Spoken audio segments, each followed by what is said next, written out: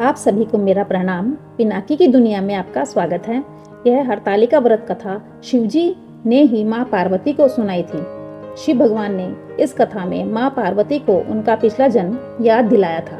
शिवजी कहते हैं, हे गौरव, पिछले जन्म में तुमने मुझे पाने के लिए बहुत छोटी उम्र में कठोर तप और घोर तपस्या की थी। तुमने ना तो कुछ खाया और ना ही पिया, बस हवा और सूखे पत्ते चबाए। जला देने वाली गर्मी हो या कपा देने वाली ठंड, तुम नहीं हटी, डटी रही। तुम्हें इस हालत में देखकर तुम्हारे पिता दुखी थे। उनको दुखी देखकर नारद मुनि आए और कहा कि मैं भगवान विष्णु के भेजने पर यहाँ आया हूँ। वह आपकी कन्या से विवाह करना चाहते हैं। इस बारे में मैं आपकी राय जानना चाहता हूँ। नारद जी की बात सुनकर आपके पिता बोले, अगर भगवान विष्णु यह चाहते हैं तो उन्हें कोई आपत्ति नहीं, परंतु जब तुम्हें इस विवाह के बारे में पता चला तो तुम दुखी हो गई। तुम्हारी एक सहेली ने तुम्हारे दुख का कारण पूछा तो तुमने कहा कि मैंने सच्चे मन से भगवान शिव का वरण किया है, किंतु मेरे पिता ने मेरा विवाह विष्णु जी के साथ तय कर दिया है। मैं विचित्र धर्म संकट में हूँ। अब मेरे पास प्राण त्याग देने के अलावा कोई और उपाय नहीं बचा। तुम्हारी सखी बहुत ही समझदार थी। उसने कहा, प्राण छोड़ने का यहाँ कारण ही क्या है?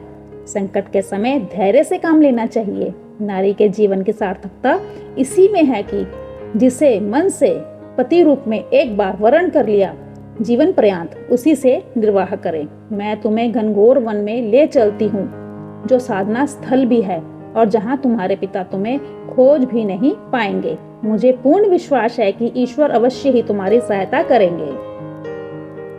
तुमने ऐसा ही किया। तुम्हारे पिता तुम्हें घर में न पाकर बड़े चिंतित और दुखी हुए।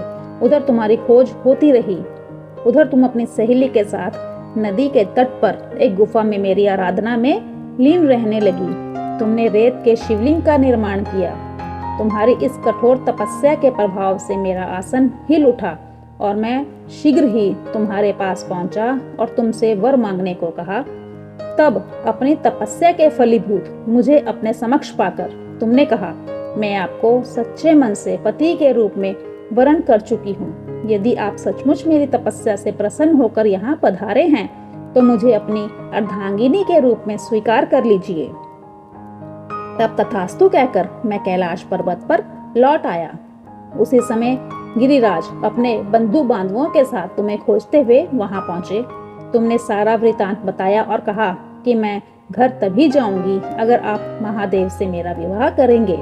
तुम्हारे पिता मान गए और उन्होंने हमारा विवाह करवाया। इस व्रत का महत्व ये है कि मैं इस व्रत को पूर्ण निष्ठा से करने वाली प्रत्येक स्त्री को मनवांछित फल देता हूँ। इस पूरे प्रकरण में तुम्हारी सखी ने तुम्हारा हरण किया था, इसलिए इस व्रत का नाम हरतालिका व्रत हो गया।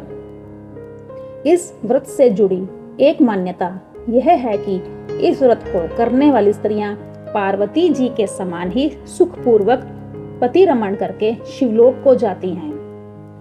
सौभाग्यवती स्त्रियां अपने सुहाग को अखंड बनाए रखने और अविवाहित युवतियां मन मुताबिक वर पाने के लिए हरितालिका तीज का व्रत करती हैं। इस दिन व्रत पूजन के लिए केले के पत्तों से मंडप बनाकर गौरी शंकर की प्रतिमा स्थापित की जाती है। इसके साथ पार्वती जी को सुहाग का सारा सामान चढ़ाया जाता है। रात में भजन कीर्तन करते हुए जागरण कर 3 बार आरती की जाती है और शिव पार्वती विवाह की कथा सुनी जाती है। यह व्रत के व्रती को शयन का निषेध है, इसके लिए उसे रात्रि में भजन कीर्तन के साथ रात्रि जागरण करना पड़ता है।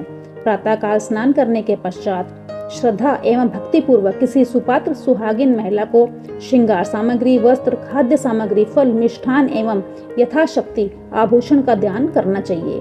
रेत के शिवलिंग बनाए हैं तो उनका जलाशय में विसर्जन किया जाता है और खीरा खाकर व्रत को संपन्न किया जाता है। धन्यवाद।